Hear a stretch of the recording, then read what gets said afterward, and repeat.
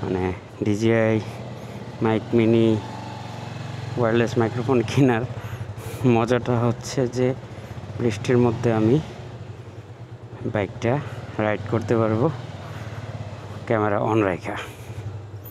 That's a good feature. এটা test করার জন্য আমার বৃষ্টিতে বাইক চালানো লাগবে। এই হচ্ছে, এখন বৃষ্টি দিতেছে। নয়েজ ক্যান্সেলেশন অফ, গেইন হচ্ছে -10। এখন যাব হচ্ছে আমি মদিনা মার্কেট। বৃষ্টি থেমে গেছে অবশ্য, যখন আমি রেডি হইতেছিলাম তখন বৃষ্টি হচ্ছিল। সিলেটের এই সিজনটা অসাম, বৃষ্টি হয়ে রাস্তাঘাট একবারে পরিষ্কার। বৃষ্টিতে টেস্ট করার জন্য বেরোলাম, বৃষ্টি বন্ধ হয়ে গেল। যাক, ভালো হয়েছে বৃষ্টিতে।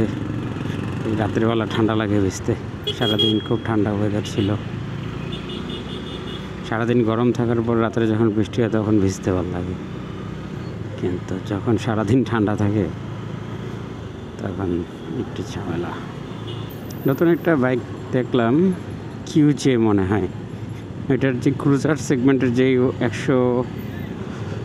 159 সিসির যে বাইকটা বা 160 সিসির যে বাইকটা ওটা বাইক করছে, ওইটাতে লোডেড ফিচারে লাইক মোবাইল চার্জ দেওয়ার জন্য ইউএসবিও দিয়ে দিচ্ছে।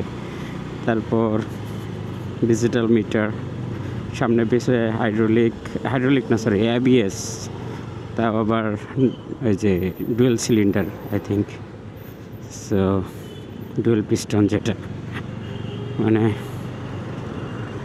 ব্রেকিং পারফরমেন্স অবশ্যই অনেক ভালো হওয়ার কথা।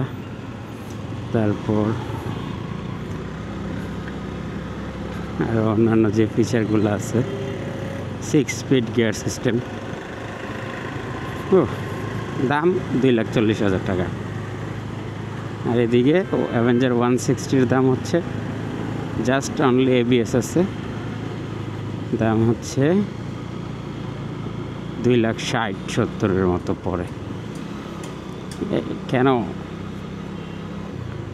বাজাজ কেন? আর ইয়ামার কথা কয়ে এত লাভ নাই। ইয়ামাহার বাইক মনে হয়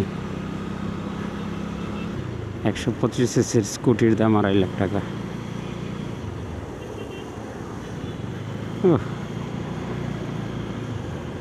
এমনিই তো ট্যাক্স টুক্সে বাইকের দাম চাঙ্গে, এর মধ্যে আবার কোম্পানিগুলো করে এই অবস্থা।